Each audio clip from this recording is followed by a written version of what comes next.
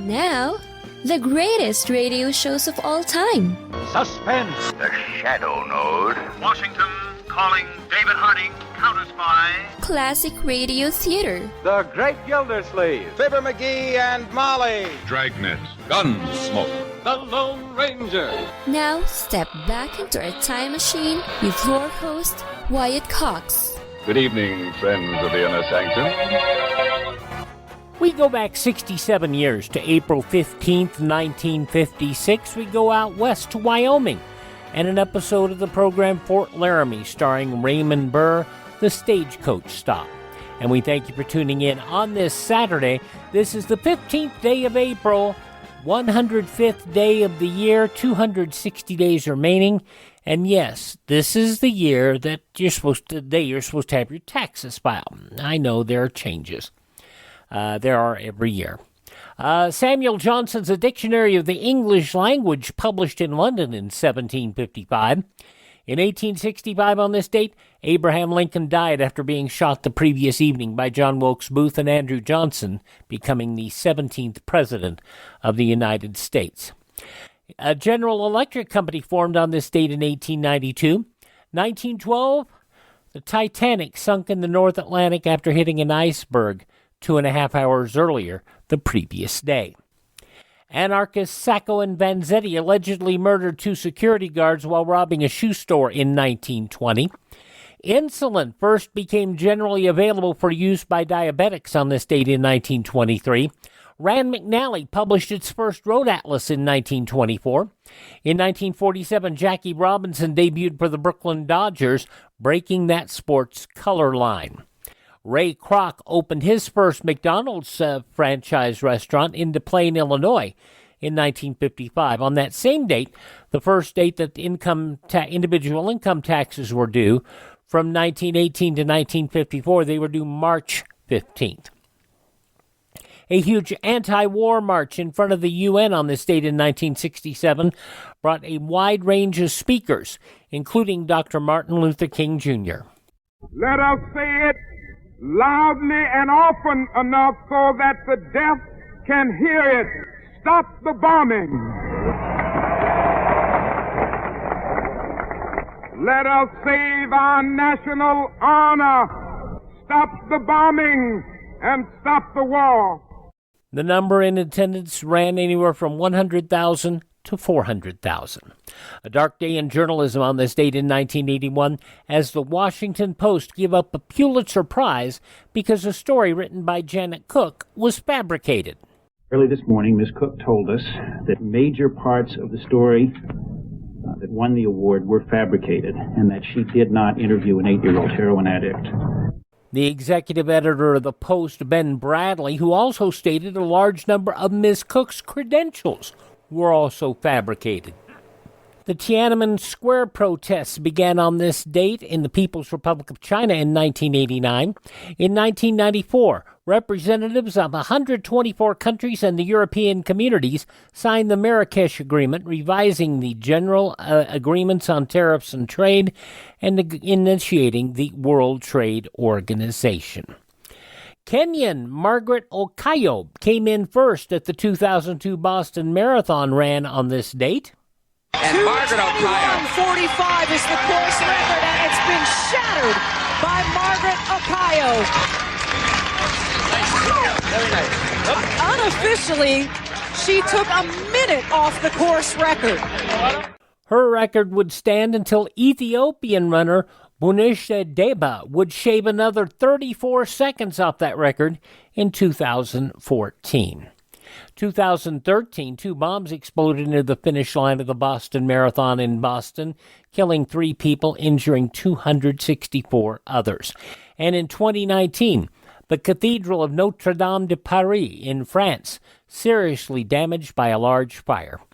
Among those passing away on this date in history, President Lincoln, as we mentioned earlier, actor Wallace Beery, author Holocaust survivor Corrie ten Boom, also Greta Garbo, I Want to Be Alone, Joey Ramone of the Ramones, also Whizzer White, football player better known as Supreme Court Justice Byron White, Singer John Fred of John Fred and the Playboy Band, and Sergeant Hartman in Full Metal Jacket, R. Lee Ermey.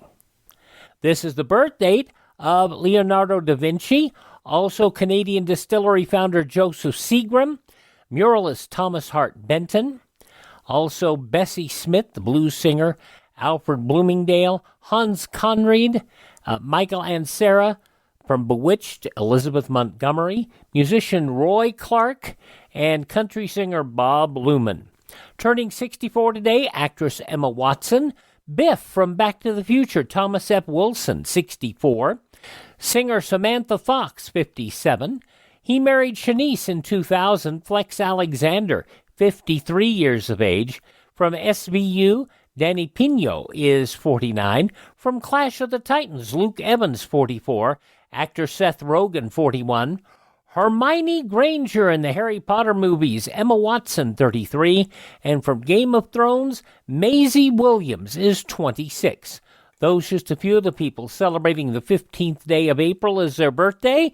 If this happens to be your birthday... Hi, we're the Four Freshmen, and we just want to say... Happy birthday to you! And from 67 years ago today, April 15th, 1956, Raymond Burr, Fort Laramie. That's up next on this Saturday Classic Radio Theater with Wyatt Cox on your favorite station.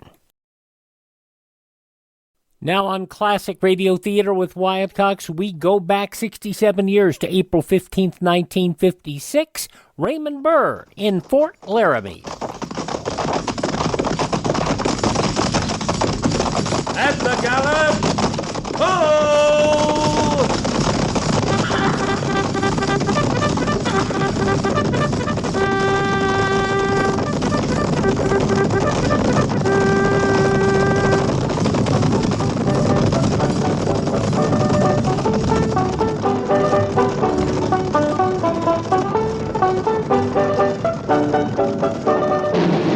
Fort Laramie.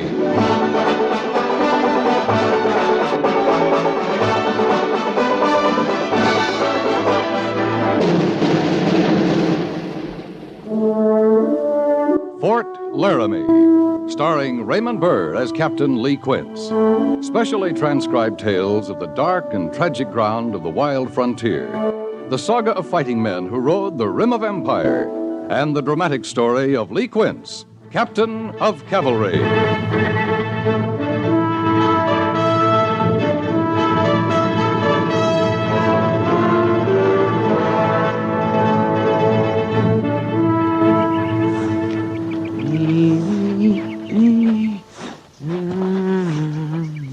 Easy, boy. Feels good, don't it?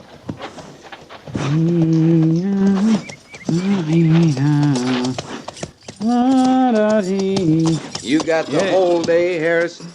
Oh, I'm moving, Sergeant. Well, that mount'll chill and die of pneumonia. You don't rub 'em brisk and get some elbow grease behind it. Yes, sir, Sergeant. Why you suppose he does it, Sergeant? Who does what? Captain Quince. Up before reveille he was, and off and riding. Habit, maybe. It was a clean morning, had a feel to it. Riding off alone, I'd like that myself.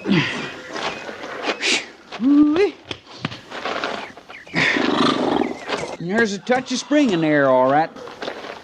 Buffalo grass as green as can be. I was down at the corral this morning, and even at low water, the old Laramie was rippling along like it had a song in it. Harrison. Yes, Sergeant? You think you could manage to blanket that mount before you write your next poem?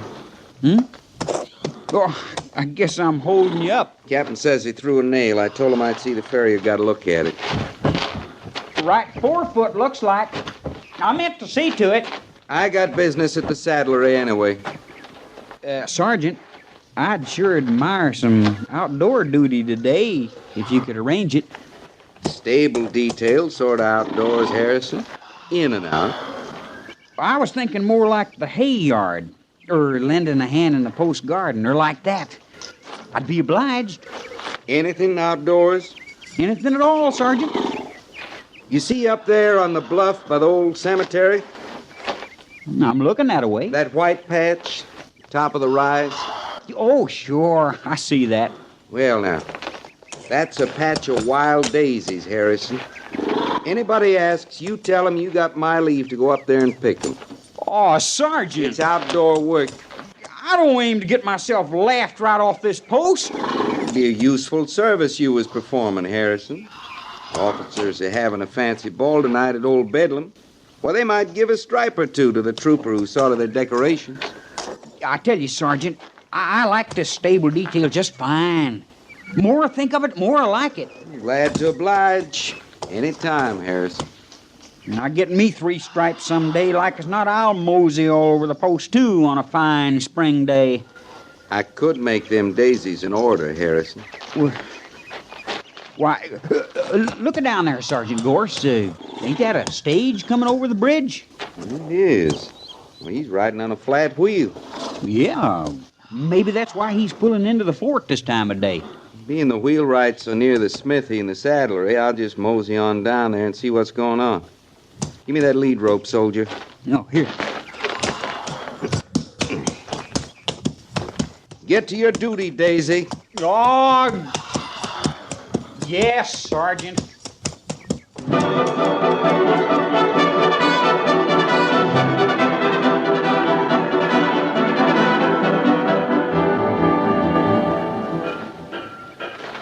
But what do you mean we'll have to put up here for the night? This is an army post. Now, Opie, settle yourself this minute. There's nothing but men here. Now, ma'am, there ain't a stage built that'll run on 3 wheels. But an army post? Why, we're women. Well, be that as it may, we gotta put up here. It took all I had and then some to bring us clean to the fort. Now, the wheelwright tells me he can put us on the trail by sunup, and that's the level best we can do. I declare, I don't know what. Homer off there in Virginia City, waiting for Opie and me. Well, you'd maybe telegraph ahead if you think your husband will worry after you. Well, I don't know what to make of you. Of course he'll worry. Homer's bound to worry. His wife and baby girl spending the night in the middle of nowhere at an army post. Oh, Ma. Opie, if you Ma me once more, I'll bang you with my umbrella. Oh, but there's one, Ma, coming right up to us. One what? A soldier, Ma. Oh, Sergeant Gorse. Stand right behind me, Opie. Wheelwright says you got trouble, Clay. Yeah, all kinds, Sergeant. Oh, meet up with Mrs. Kleinhexel. Her daughter, Miss Opie, Sergeant Gorse. Ma'am? Miss Opie? Are you in charge here, young man? Well, no, ma'am. Not exactly. Then I demand to be taken to whoever is. I want to telegraph Homer. I want to see with my own eyes the quarters for my daughter and me. Homer, ma'am? That's Mr. Kleinhexel. He's in Virginia City. Oh. Are you listening to me, young man? Why, yes, ma'am. I just... Clay, where you going? Well, I'm pretty sure that wheelwright needs a hand. I sure thank you for taking over this way, Sergeant. Hey, now, Clay, We've had no food since breakfast, young man. That'll have to be taken care of. Now, those carpet bags over there are ours, and they were brand new when we left Omaha. So, mind you, tend them easy. Who did you say was in charge here? Well, I didn't say, ma'am, but offhand, I'd say you was. Opie, simmer down.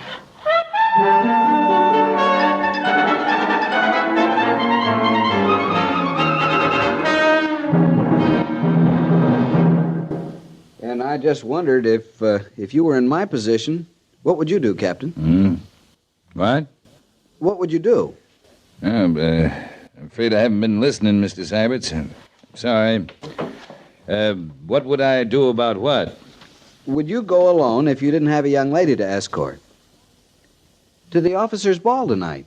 Oh, good Lord, I'd forgotten about that. It's the first one since I've been here. If you're smart, you'll get up a poker game. You could play right here in my quarters if you want. Well, I was rather looking forward to the ball. I'd sooner ride into an ambush. You know, it's hard to picture in your mind a ball right here in Old Bedlam. It doesn't seem part of the West somehow. It shouldn't be part of it. Want a cigar, Syberts? No, thank you, sir. Captain, you don't talk like you're planning to attend this evening. I'm not. You sure? Mr. Syberts, the last ball I attended was on an order. Besides, I have some work I want to do tonight, if I can get the Major's permission. Well, I don't know, and it's your business, all right, sir, but she thinks you're going to the ball. She? Miss Willa. I was over at the sutler store this morning, and Pliny, Mr. Burgess gave me his leave to ask Miss Willa to the ball. Well? But she means to go with you, Captain. I don't know why. I didn't ask her. She seems right sure you will, though, before the day's out. Oh? She seems content just to wait for you. Miss Willa's a pretty thing. She makes a mistake, though, waiting for anyone. Captain, I wouldn't have asked her, but there aren't many single ladies to choose from. I've got no claim on Miss Willa, Mr. Syberts, if that's what you mean. No, it's more her claim I was thinking about. She's sat on you, Captain Quince. That's a pure waste. Who is it? Captain Quince, Lieutenant Syberts. Major Daggett. Sir. As you were, gentlemen. This isn't exactly official business. Yes, sir. I just looked in the ballroom on the way up. Looks like things are taking shape for tonight. Yes, sir, they are. Mrs. Daggett and the other wives are doing a fine job with the decorations. Well, they enjoy that sort of thing. It's time we had some festivity around here. Yes, sir. That what you came to tell us, Major? I expect to see you both there, Captain Quince. There's something I want to talk to you about, Major. Both of you there. I don't know whether you've heard yet or not, but we have some guests on the post. Mrs. Kleinhexel from Omaha and her daughter. Their stage broke down. They'll be with us overnight. The daughter, sir. What about her, Mr. Syberts? Well, sir, in the interest of showing Fort Laramie's hospitality, what I mean is, if she's not otherwise engaged, I'd be proud to see her to the ball tonight. I think that's a good idea, Syberts. I would like to discuss something, Major. Yeah, so would I, Captain Quince. Then if you'll excuse me, Major, Captain. Mr. Syberts, you'll find the young lady and her mother quartered next to the sutler store. Yes, sir.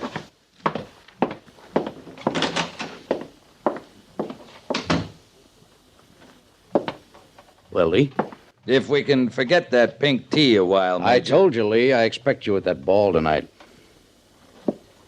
This is no mere whim of mine, and if I have to order you to be there, I will. We're not going to see eye to eye on that ever. You understand all about troop morale in the field. I never knew an officer to show greater concern for his men. But I think you owe something to your fellow officers, Captain. What do you mean? There's such a thing as post morale, too. The junior officers admire you. They respect you. It'll mean something to them to see you sharing their off-duty entertainment, relaxation. You're a hard man to know, Lee. Especially in a ball. I wouldn't insist if I didn't think it was important. I've been trying to tell you what I think's important ever since you came in. All right. Yellow Horse. He's still in the stockade. Yes, I know that. But I can't send him to Leavenworth till I receive orders from Washington. So far, they haven't come through. Can't you telegraph Washington? In an emergency. His renegade band of Sioux is still marauding. Tell me, does this have any connection with the fact that you left the post alone before Reveille this morning? I rode out to the reservation. Had a long talk with Eagle Wing. I hope he understood it was unofficial, Captain. Eagle Wing and I talked only as men interested in peace. Well, at least he isn't a hostile. And no great friend of Yellow Horse, as I remember. He says a few of Yellow Horse's old band have come onto the reservation in the last few weeks. That could mean trouble, Major. A few hostiles on a reservation of 4,000? I don't think so, Captain. I'm not talking about a Sioux uprising. I'm talking about maybe 6 hostiles thinking to set Yellow Horse free. Eagle Wing said this? I say it. It could happen. Well, suppose it could. I don't think it's likely. I do. This band's never had a leader like Yellow Horse. He never killed for gain or because the whites invaded his hunting grounds. He killed to kill because he loved to kill. He's their inspirational leader. They'll come after him. All right, Lee. What is it you want? Move Yellow Horse. Move him? Yeah, over to Fort Kearny. Small details starting at dusk. I don't like it, Lee. He'd be that much closer to Leavenworth. No, I can't risk it. I'm on orders to secure Yellow Horse at Fort Laramie. I'd need more reason than you give me to go against him. Then I've said my piece, Major. From Sunday, April 15th, 1956, Fort Laramie on Classic Radio Theater with Wyatt Cox. Thank you for tuning in, and we will have the news from 67 years ago today, following these important messages right here from your favorite radio station.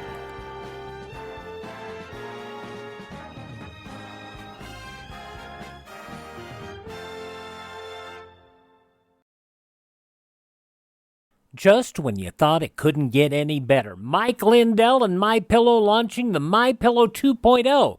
Now, when Mike invented MyPillow, it had everything you could want in a pillow.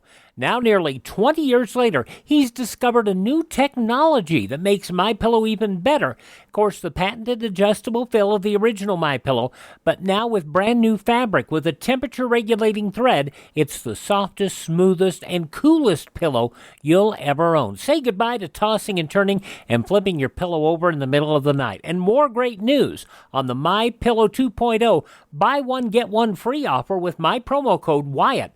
MyPillow 2.0 is 100% made in the USA, 10-year warranty, 60-day money-back guarantee. Go to MyPillow.com, click on the radio podcast square to receive the MyPillow 2.0 buy one, get one free offer. Use my promo code Wyatt or call 1-800-928-4715.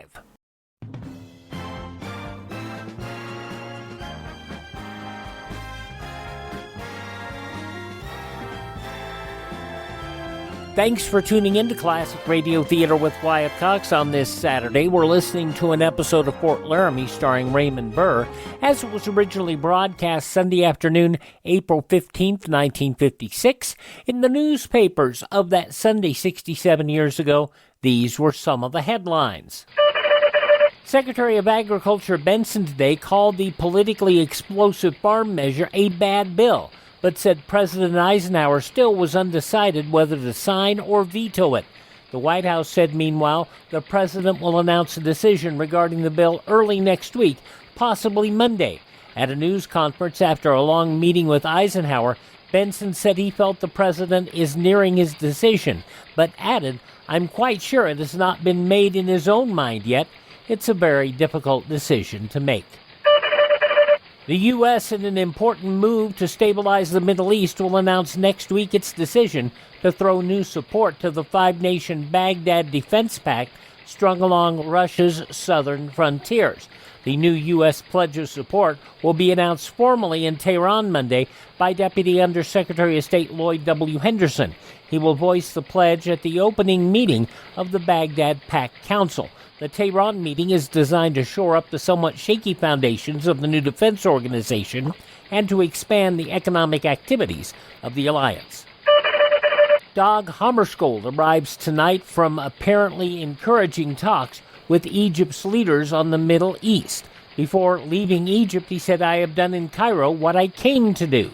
The UN Secretary General stopped off at the Gaza Strip, focal point of Israeli-Egyptian friction, en route to Cairo to his temporary headquarters in Beirut.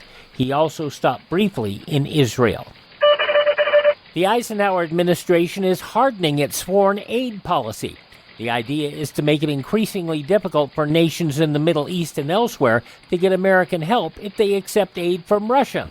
The basic decision to develop this new and tougher attitude is understood to have been taken by President Eisenhower upon the recommendation of Secretary of State John Foster Dulles after his Asian tour last month. A leading supporter of the stalled federal aid to schools bill said House measures have assured him the measure will soon get revived. Representative Cleveland M. Bailey, the Democrat of West Virginia, said he was promised that the controversial $1.6 billion federal aid measure would be pulled out of its Rules Committee pigeonhole and brought to the House floor within the next 2 to 3 weeks. Pope Pius XII has urged businessmen to use Christian principles in their public dealings as well as in their private lives. The Pope received directors of Rome's water systems in special audience yesterday and urged them to help in building a new world based on the teachings of Jesus. His speech released. Among the things in the speech, there are few things today that are more requested of Christians than the building of a new social structure.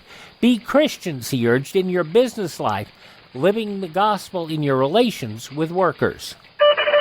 General Motors said today it's developed an engine that burns almost any kind of fuel. It runs on all types of mineral oils, from high-octane gasoline to residual fuels. One experimental unit has been fueled with whale oil, peanut oil, and other vegetable oils.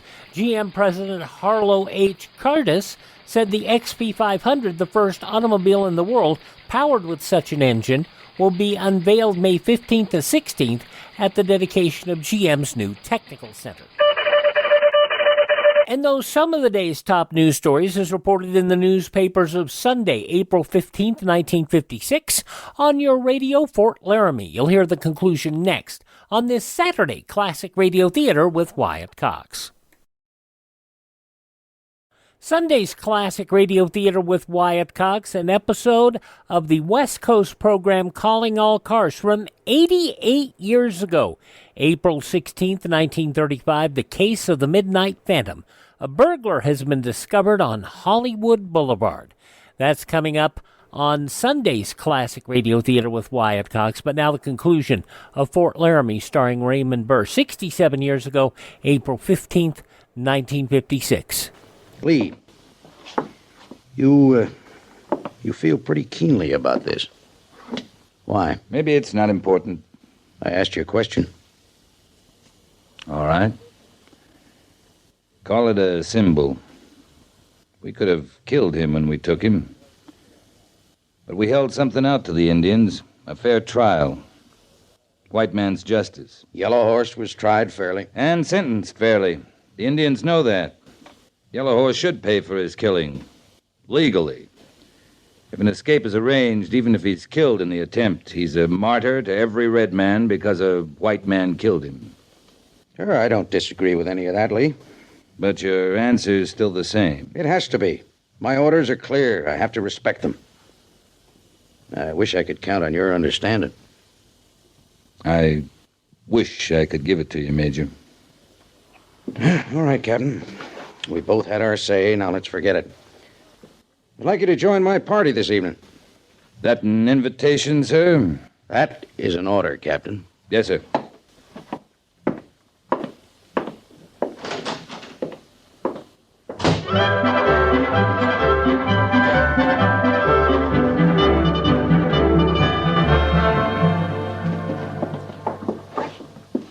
Well, I wouldn't have believed it. It's a regular store. Yes.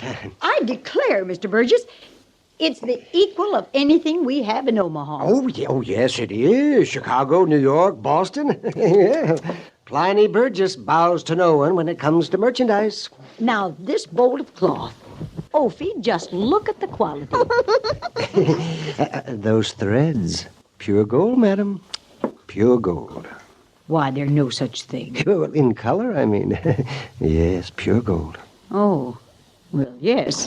I see they are. Oh, Ophi, will you stop clutching me so? Look, Ma. Oh, it's another one. Oh, my. Well, he's just another soldier, Ophi. You'd best get used to the sight of them. They're all over out here. Afternoon to you, Captain Quince. Miss Willow around, Pliny? To the back, with the account books as usual, Captain. Thank you. My sakes, he's a big one. Yeah, oh, yes, he is. Now, Ophi, you stop making eyes this minute. You've been spoke for by that other one, and he's a lieutenant. A lovely girl. Shy, but she's a lovely girl. Miss Willa. Well, yes. Now, I have a little clock, right? Hello, Lee. Hello. Well, come on in. If you're busy, why, we can forget about it. Oh, you'll not get off that easy. I'm not busy, and I've been expecting you.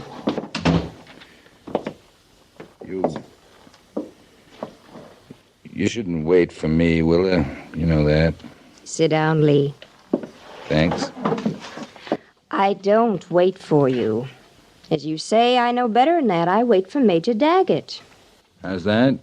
Sooner or later, he always orders you to attend the ball. And when he does, sooner or later, you decide you'd rather escort me than dance with rank and officers' wives the entire evening. That the way it is? I'm afraid so. But that's not a complaint. I'll be ready at 8. All right. Don't look so trapply. You're not, you know. I wasn't thinking about me. Don't worry about me. I understand. It's a lovely day. It'll be a lovely evening, Lee. Yeah. It looks like Mr. Syberts is going to have a lovely evening, too. Oh, poor Ophi. Poor Syberts. You could have spared him that if you'd accepted him instead of waiting around for... For Major Daggett. Yeah, for Major Daggett. Good heavens, what...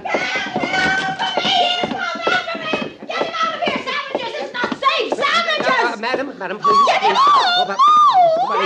You're perfectly safe, madam. Me no do nothing. Walk in store, do nothing. We'll be killed. We'll all be killed. What's wrong out here? Oh, I got an awful fright. Get him out of here. Take the girl, will Come along, Ophi. It's all right. Yes, tell her it's all right, Captain. It's the engine. She's not used to the sight of him. Captain, white woman, bad spirit? No, White Bird. She's just frightened. White Bird frightened, too. Him do nothing. He walked in here. Big as life. That's what he did. Right in the store, mind you, like he was a...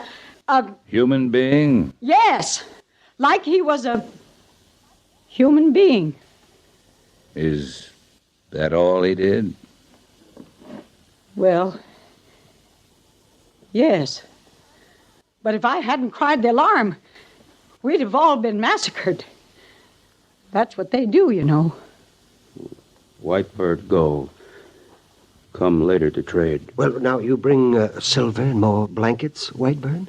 No, trade for food. Come back later when bad spirit and white woman go. Well, I never. You people dealing with him, trading like he was a... He's a reservation Indian, ma'am. He's all right. Oh, yes. I would like to look at what he has to offer, Captain. Well, go on into the storeroom. Make your trades. Yes, sir. Go on. It's all right, White Bird. Why, of course. Come on, White Bird. Come on. And see you trade him fair, Pliny. Oh, I'm the soul of honor, Captain. Yeah. You, feel better, ma'am? Well, you've done nothing to make me feel better. I see you're mighty solicitous about your savage in there. But not so much as a kind word for a frightened white woman. Sorry, ma'am. We know White Bird. He's our friend. We've lived with him. But we've no mind to be unkind to strangers. You mean to say that Indians have the run of this fort, young man? Some Indians, the ones we know and trust. Ones who trust us. You'll find that in the West. But what about all the killing?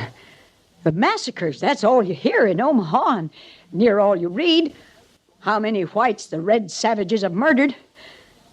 Now I say that's true or it isn't. Some of it is, ma'am. Indians are like us. There's good and bad.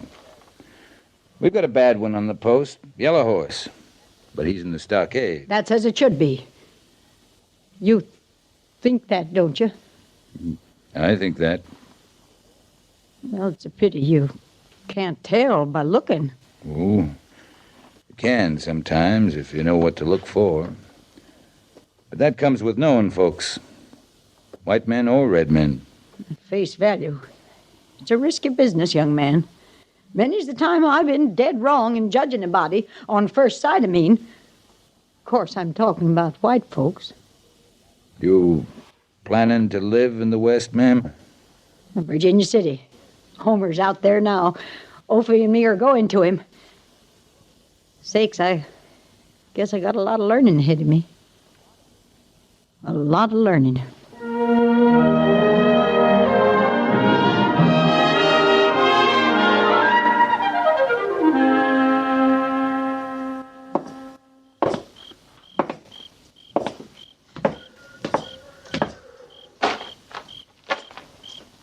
Sergeant? Over here, Sergeant. Oh. Yes, sir. Captain? Finished eating, Gores? Yes, sir. Ate plenty, too. Good thing I got no bars on my shoulders. I'd be right too stuffed to waltz tonight. That's so? Fine spring evening for a flock of fancy waltzes, though. All right, Sergeant, you're making your point. Yes, sir. You, got any plans for tonight after tattoo? Oh, I drew some duty, Captain. Duty? Kind of special duty, too. Orders come down from Major Daggett to double the guard at the stockade. Well, I figured you'd know that. No. No, I didn't. Ain't they sending Yellow Horse on to Leavenworth before long? That's up to Washington. Yeah. Sure got a lot of time back there, ain't they, Captain? Seems like it. Sometimes. Did you have something you wanted me to do tonight? No. No, nothing. Well, before I told you about the duty, you asked about my plans, Captain. You answered my questions. Yes, sir. That's all, Sergeant. If anything comes up at the stockade, I'll see you hear about it, sir. You'll report to Major Daggett. Yes, sir. Good night, Gores. Captain? Yeah? It's a right smart sash you're wearing. Good night, Gores. Yes, sir.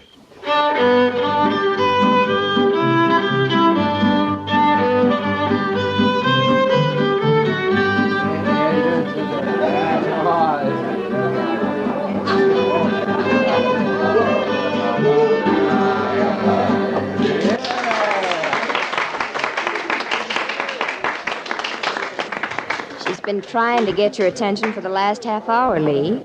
Who has? Mrs. Kleinhexel, and you haven't even asked her to dance yet either. I know, but I... Shh, here she comes. Excuse me, you two, but I've got to have word to this young man. I'm sending the lieutenant to dance with you, dearie. Captain Quince was just on his way over to you, Mrs. Kleinhexel. I'll find Lieutenant Seiberts.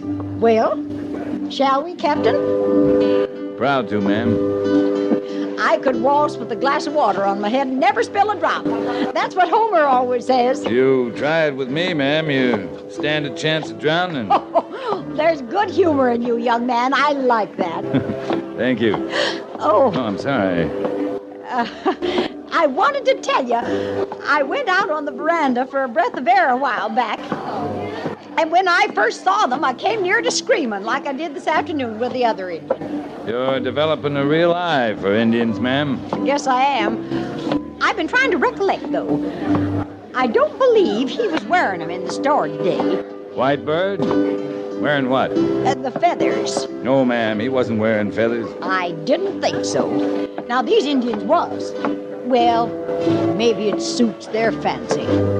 You're sure they were wearing feathers? I just told you. There was 5 or 6, I guess. Excuse me, ma'am. I have to speak to the major. Now, what's wrong with feathers?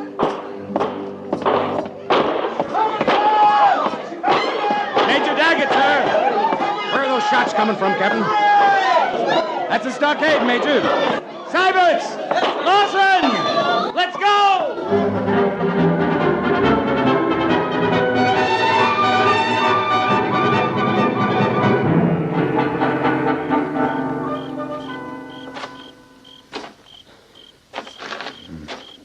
Six of them.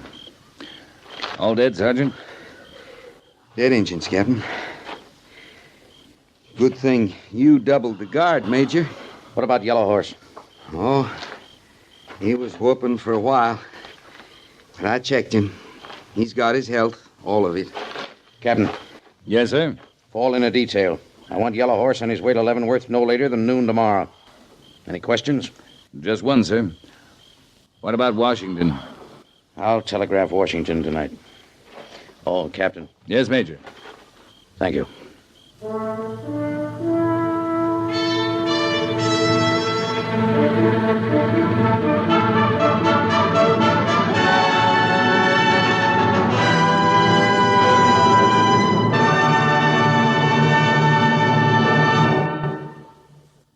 Fort-Laramie is produced and directed by Norman MacDonald and stars Raymond Burr as Lee Quince, Captain of Cavalry, with Vic Perrin as Sergeant Gorse.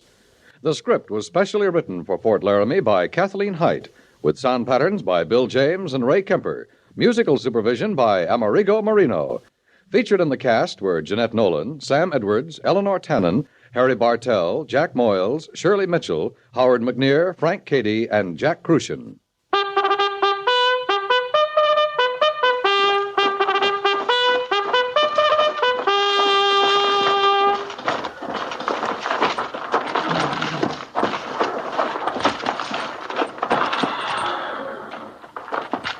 Company, tension! Dismiss!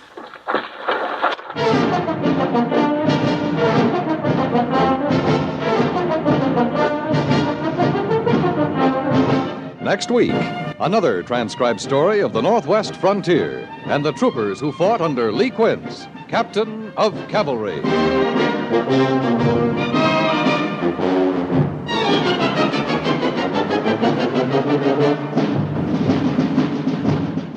April 15th, 1956, Fort Laramie, here on this Saturday, Classic Radio Theater with Wyatt Cox. There's a fellow that just insists on trying to be foul and abusive to me on our Facebook pages.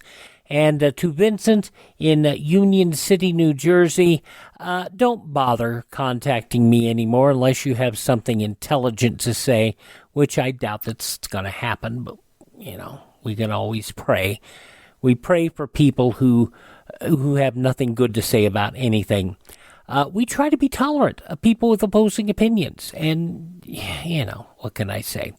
Anyway, thank this station, support their advertisers, their kindness and courtesy allow us to be on with you here each and every time you roll around on your favorite station. Visit my webpage, classicradio.stream, classicradio.stream. Stream our shows, learn about building a classic radio collection, and you can also find our social media links there. classicradio.stream. Thanks for tuning in. Tell all your friends the great radio shows are right here at this spot on the dial. Classic Radio Theater with Wyatt Cox on your favorite radio station.